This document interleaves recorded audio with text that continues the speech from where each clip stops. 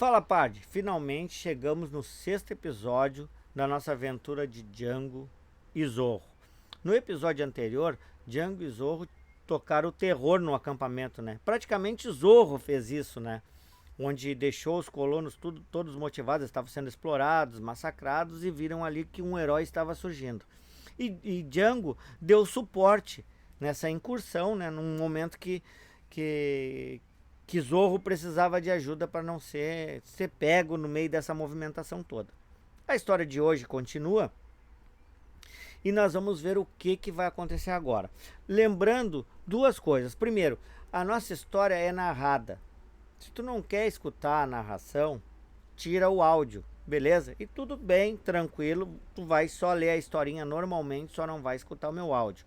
A narração é a minha visão da história com detalhes, com partes do cenário, que é para quem escuta no podcast ou para quem tem deficiência visual poder escutar a história e entender a história. Beleza? Fechou? E uma outra coisa que eu quero te convidar para a nossa comunidade Tex, tá? Aqui no canal a gente tem muitas histórias do Tex e agora a gente tem a comunidade onde a gente coloca lá novidades, informações, lançamentos, promoções, vídeos novos, tudo na nossa comunidade Tex e o link vai estar na descrição. Clica na descrição, tu vai entrar na nossa comunidade Tex do WhatsApp direto, né? E vai poder curtir todo o conteúdo que vai cair lá, né, diariamente para te poder aproveitar. Se tu for, né, um amante, um texiano, gosta de faroeste, eu recomendo que entre no grupo que tu vai gostar bastante. Beleza? Vamos para a história então. Vamos lá então, quinto episódio de Django e Zorro. Inicialmente nessa quinta edição a gente tem algumas capas variantes, né? Essa é uma delas, olha que legal, que bacana, né? Aqui outra também, outra capa variante. Essa outra que eu achei sensacional, né? Django e Zorro atirando e entre eles uma forca ali. E vamos para a história, né? Uma história de Quentin Tarantino e Matt Wagner, né? Lembrando que esse é o quinto episódio e se você não viu os outros, volta ali no canal. Já temos publicado o episódio 1, 2, 3 e 4 e esse é o quinto, né? Te recomendo assistir os outros para ficar entendendo melhor o contexto da história. Mas se não quiser, por aqui tu também vai poder curtir alguma coisa dessa história que é maravilhosa. Vamos nessa então, a gente entra no início dessa história com os colonos, né, da mina onde o Zorro está pesquisando, né? O Zorro está pesquisando sobre o dono de terras que tem uma mina, né? Que forjou uma documentação por uma menina para ele, e ele casou com essa menina para se tornar o dono dessas terras. Então teve todo um contexto que você pode acompanhar nas edições anteriores. E esses colonos estão sendo explorados, massacrados, né? Coagidos a trabalhar para esse dono de terras aí e a produzir. E agora eles estão também fazendo uma estrada de ferro para poder transportar esses produtos que vão ser produzidos nessa mina e tal, esses minérios. Então tudo é uma questão de negócios, de dinheiro, e os pobres estão sendo explorados para que esse dono rico aí seja beneficiado. Os Zorro e Django chegaram já nesse local e estão tentando uma maneira de descobrir alguma coisa que revele a farsa, né? Toda essa farsa, que as terras na verdade não são deles, que foi tudo uma armação, né? E desmascarar esse dono de terras aí. Então vamos para a história. Vemos um colono falando: "É verdade, é o Zorro." No final do episódio anterior, Zorro tocou um horror aí na parte da mineração, onde os capatazes judiavam desses colonos. O Zorro chegou e aí, com o suporte também do Django que estava por ali, eles conseguiram explodir algumas coisas da mina, jogar carvão queimado nos capangas, né, do dono de terras que cuidava ali dos colonos, que oprimia os colonos. Então eles tocaram o terror no final da última edição. E agora os colonos estão comentando, né, que é verdade, que eles viram o Zorro, que é uma lenda, né? E a nossa história traz uma narração que é do Django, tá? Falando, que segue no quadrinho. Como de costume, não demorou muito para as notícias das ações de Diego se espalharem. No caso Diego é o Zorro, né?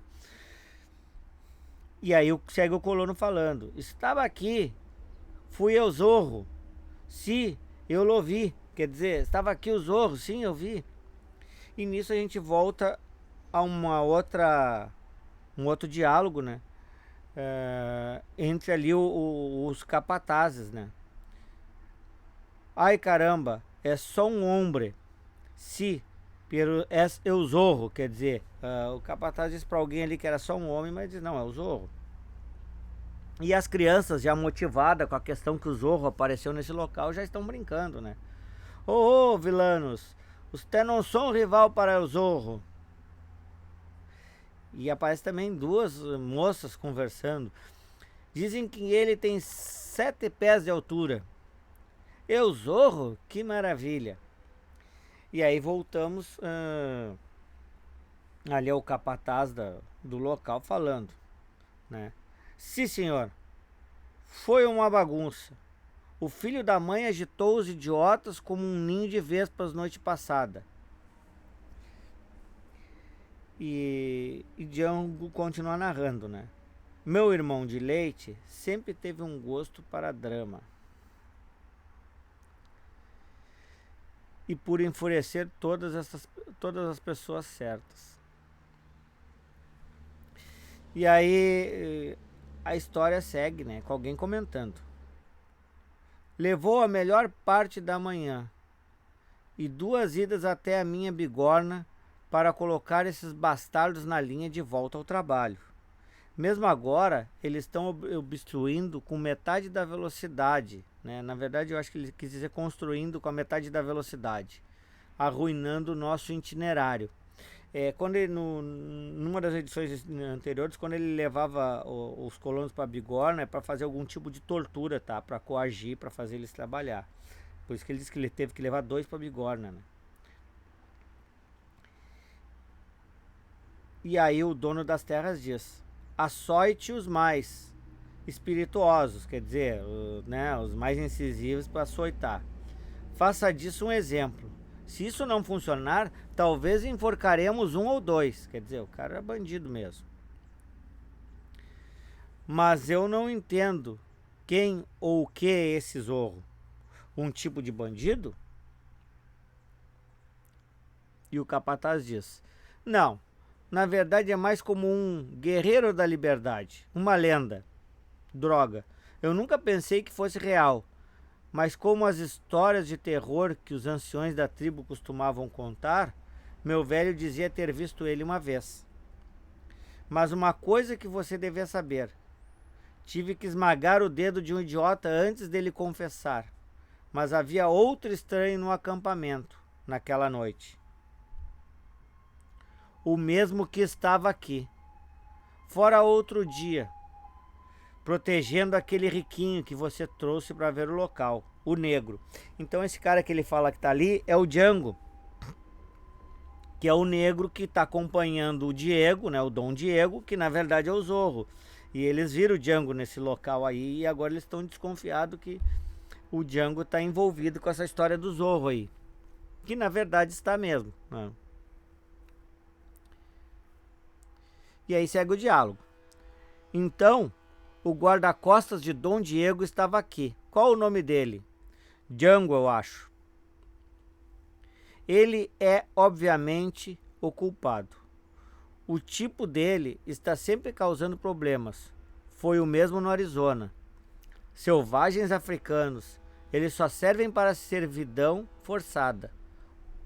O mesmo que aqueles Yankees. Mande o capitão da guarda prender esse negro para interrogatório. Ouviremos a confissão dele, se eu tiver que esfolar cada polegada do couro preto imundo dele. E aí o filho do dono das terras disse: sim, pai, uma coisa de cada vez. Eles dizem que se mede um homem por como ele se lida com o poder e a diversidade. Mas tal medida é vazia quando medida das profundezas de uma garrafa. Quer dizer, ele viu que o filho dele estava bebendo, né?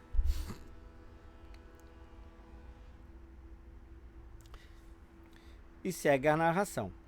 A aparição de El Zorro causou ondulações até nas mais improváveis águas.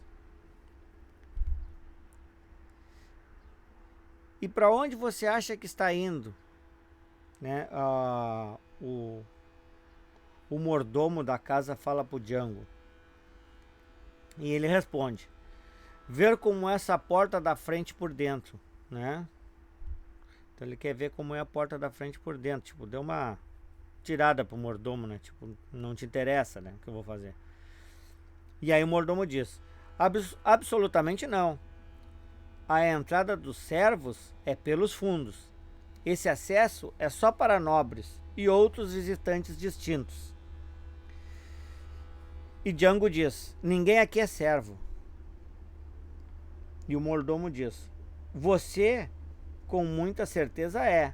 Seu mestre, Sr. Dom de la Vega, é um convidado dessa casa, mas você não é. Ele não soube dizer que era Dom Diego de la Vega, o Sr. Dom de la Vega. Ele meio que se atrapalhou, o mordomo.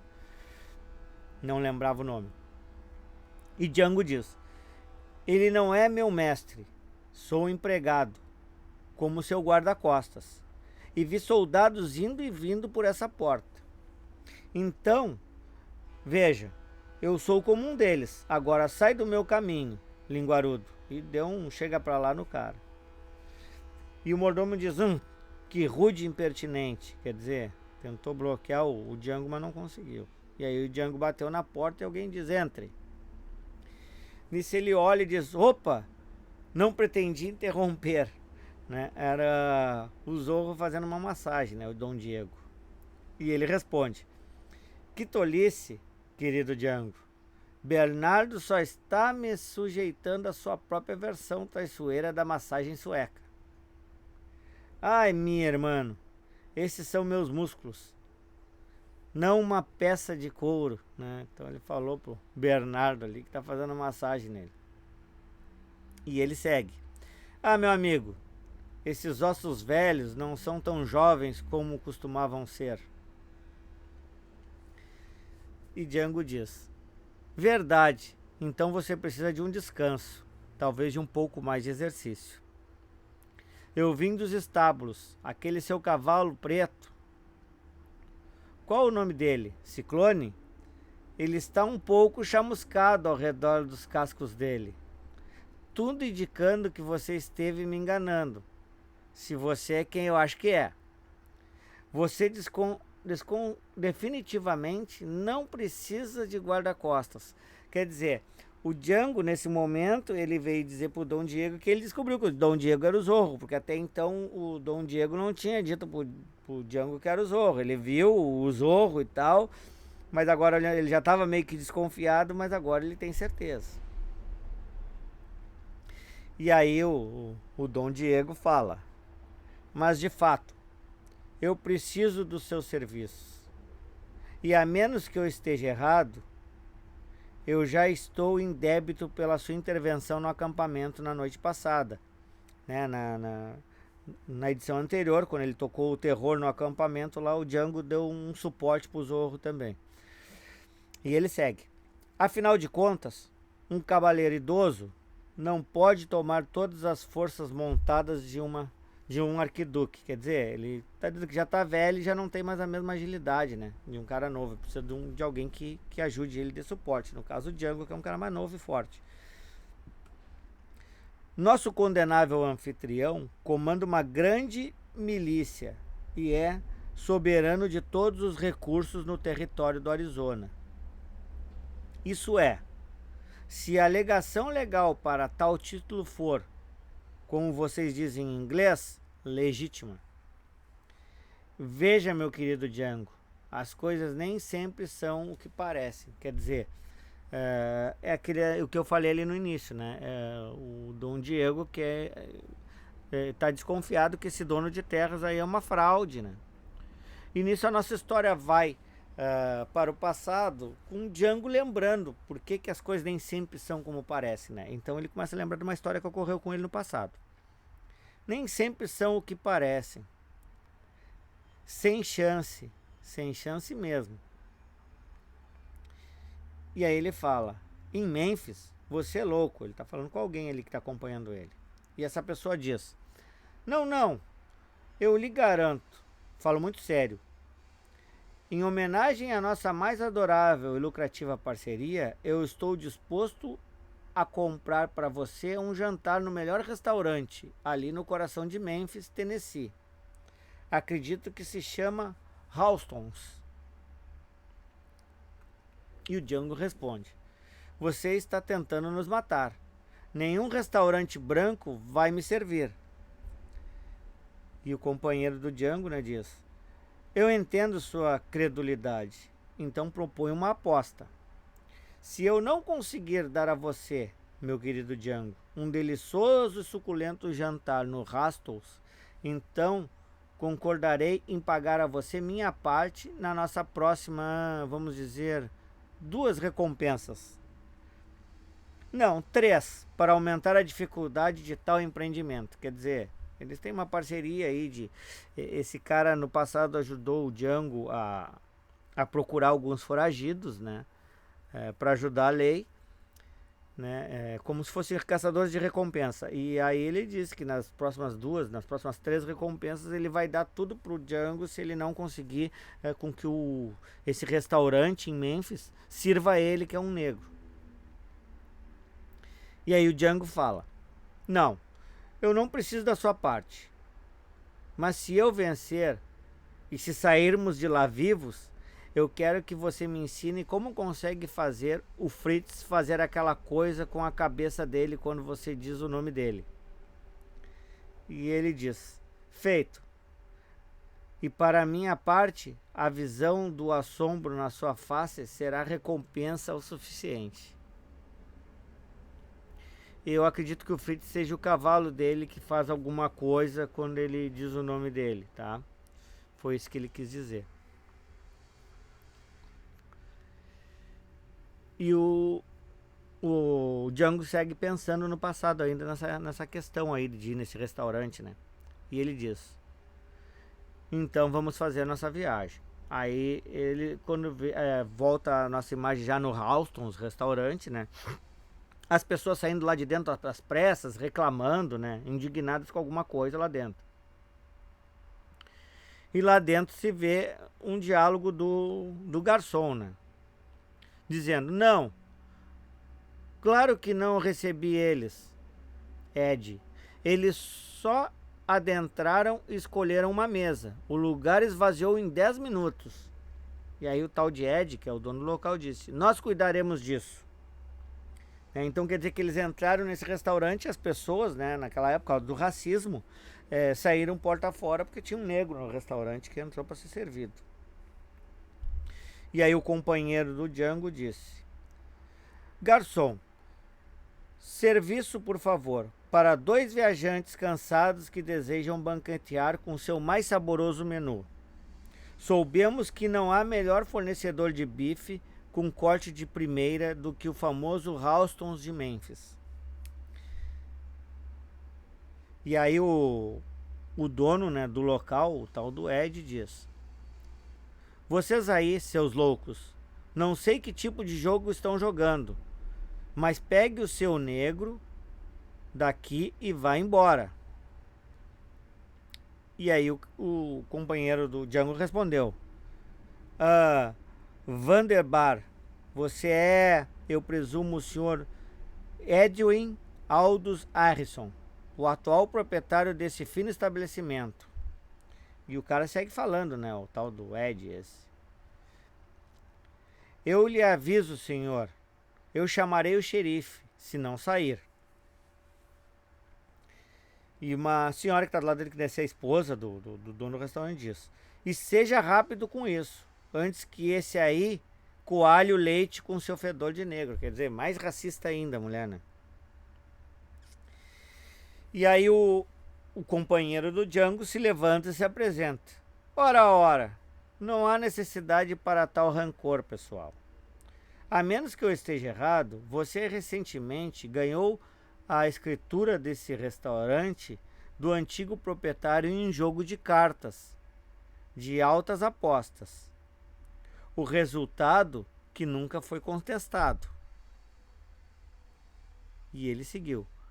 Porque você é de fato escorregadio, Ed Harman, procurado por realizar trapaças em jogos de pôquer por muitos estados.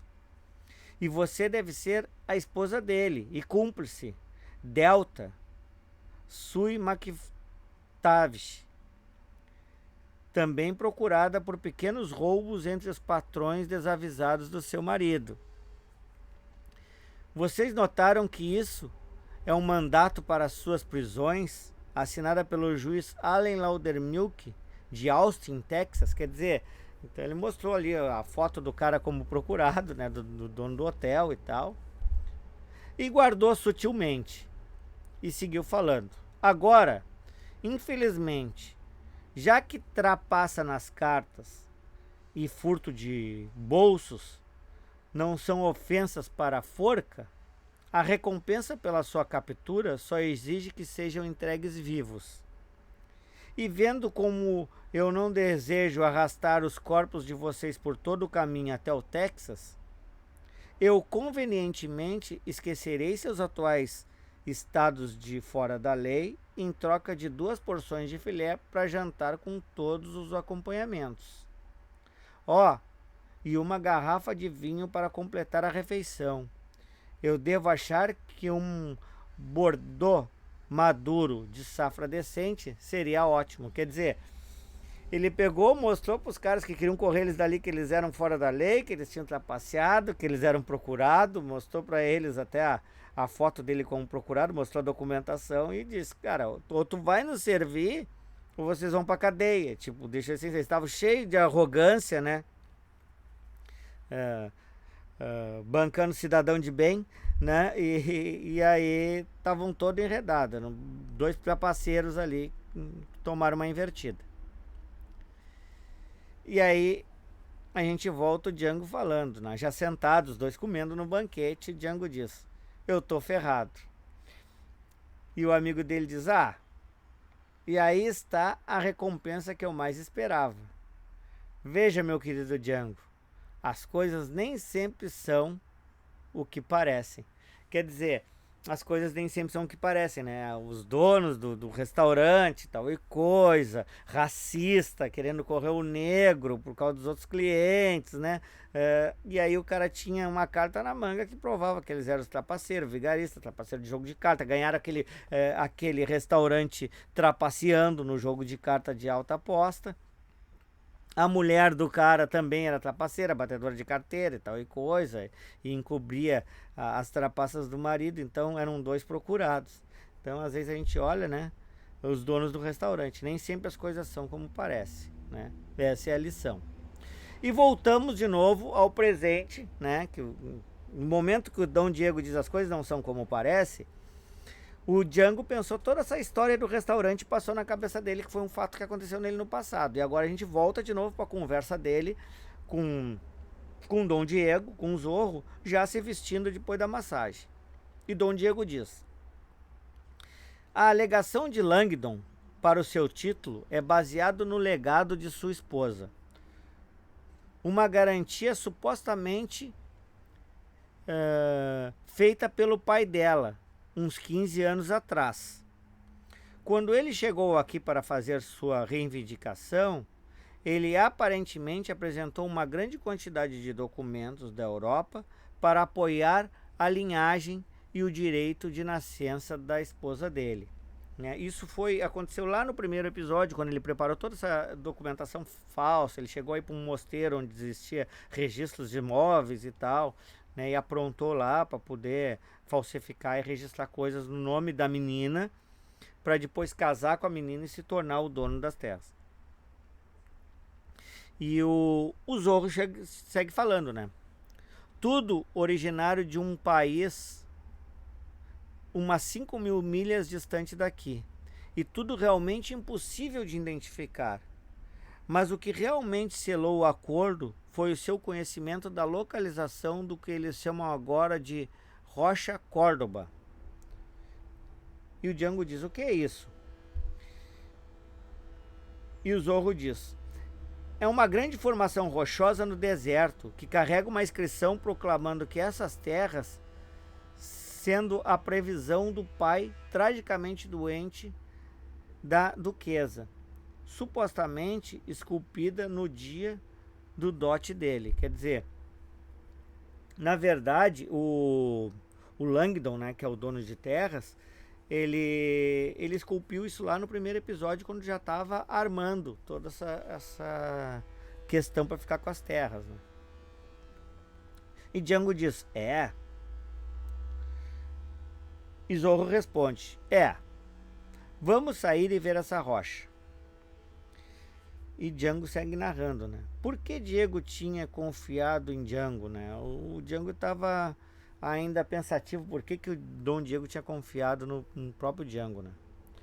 Ao invés do grosseiro mercenário por fora, ele suspeitou que no fundo aquele ex-escravo tinha um coração como o dele, um que clama por justiça, né? E aí eles chegam ali na pedra, né, no Arizona, onde está esculpida, né? E Django diz: muito impressionante.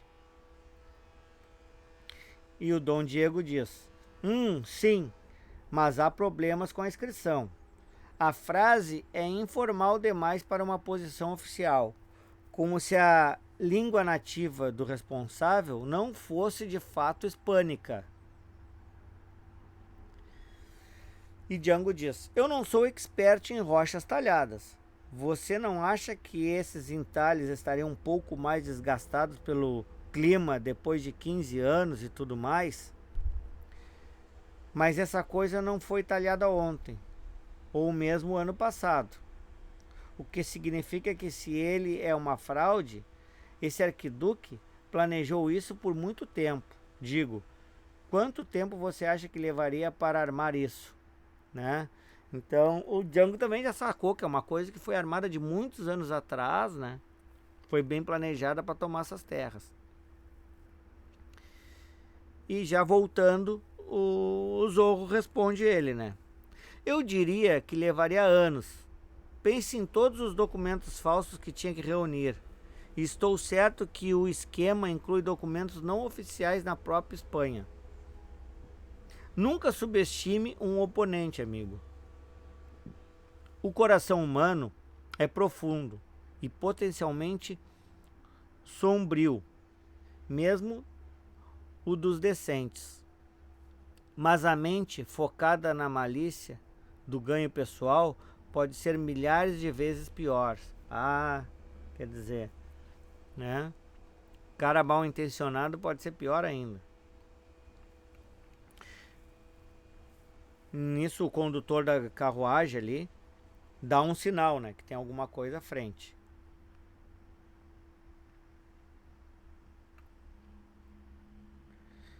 E o Diego, né, o Zorro, diz lá de dentro: ora, isso não parece bom. Então tá ali já os guardas do arquiduque, né, esperando, que eles querem prender o Django, porque eles acham que o Django está envolvido nos eventos da noite anterior no acampamento, né? E aí um deles diz, né, o chefe ali da guarda diz: cavaleiro, eu temo que devo pedir que seu negro se entregue à nossa custódia. Ele é procurado para interrogatório. E Dom Diego diz: o que é isso? O que eles querem? E Django já fala: querem me levar como prisioneiro, mas nenhum homem branco vai colocar correntes em mim de novo. E Diego diz: acalme-se, meu querido Django. Estou certo que é um mal entendido. Você aí, tenente. Então explique para mim as condições sob as quais você pretende prender meu guarda-costas.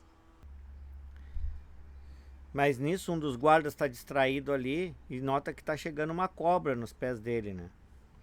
E a cobra se enrola no pé dele e ele toma um susto.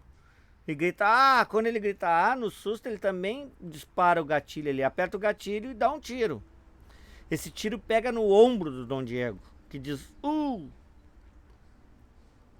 Nisso, o Django muito rápido puxa a arma dele e acerta na testa do cara, porque ele não sabia o que tinha acontecido, né? Ele achou que simplesmente o cara tinha atirado, né? Tava abrindo fogo. E aí um dos chefes ali da guarda diz, mirem e atirem, mas o arquiduque quer ele vivo, quer dizer, para atirar, mas não matar o Django, né? E o Django já se atirou do cavalo atirando nos caras, né? E já se escondeu atrás de uma pedra. E a bala pegando, e ping, pom, e bang, bang, bang pra lá e bang pra cá. E nisso ele acertou mais 2, né? E mais outro de raspão. E aí um deles grita, fiquem baixados, deem a volta, flanqueiem-no. E aí nisso o Diego diz, não, minha irmã, espere. Quando o condutor ali, o empregado dele, o condutor da carroça, diz que tentou ver o ferimento dele, né? Ele ficou observando. E Django já estava preparado para dar mais um tiro. E Dom Diego gritou, cessem fogo, parem. Eu sou Dom Diego de La Vega e sou um convidado honorário do arquiduque e duquesa do Arizona. Vocês não vão ferir ou atacar de forma alguma este homem que está ao meu serviço.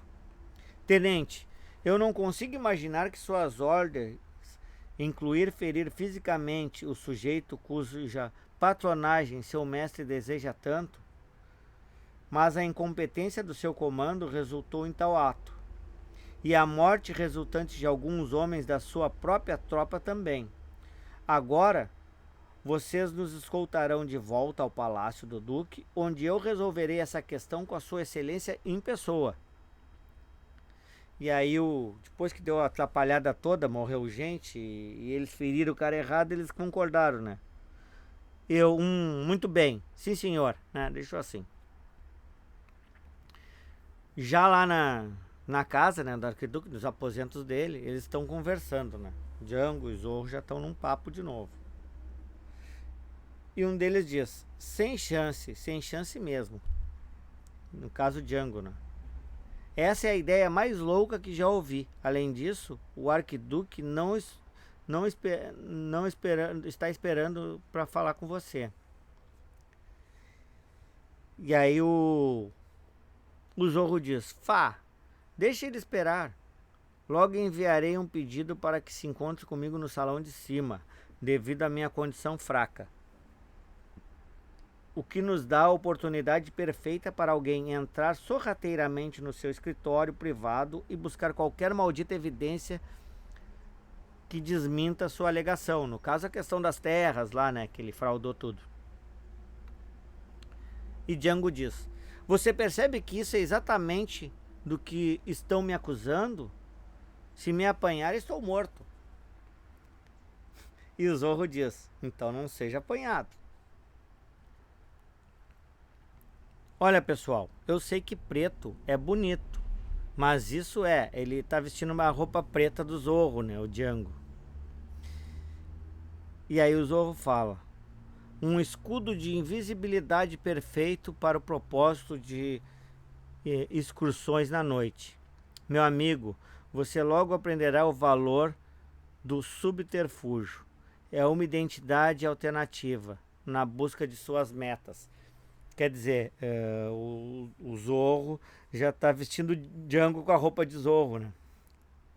E Django diz, vamos, homem, por que você não veste essa roupa e banca o espião, né? Falou pro empregado do Zorro. E como ele não fala, né? Ele só acenou que não, né? E ele diz, obrigado, você foi de muita ajuda.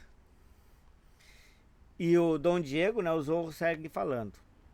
Eu alertaria você, contudo, no uso de suas armas, exceto na mais terrível circunstância.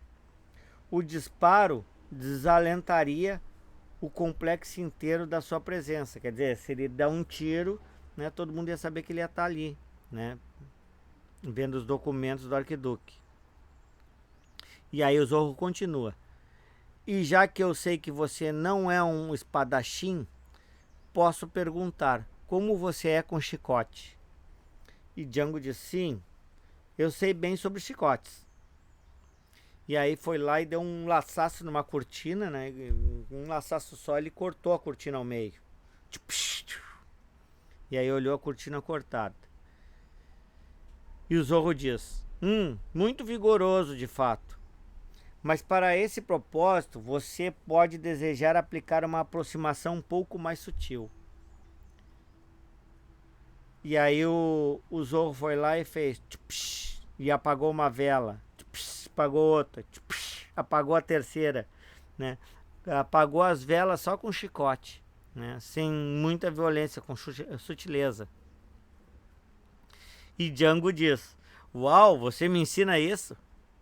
E o Zorro diz: talvez depois. Agora, o tempo é essencial.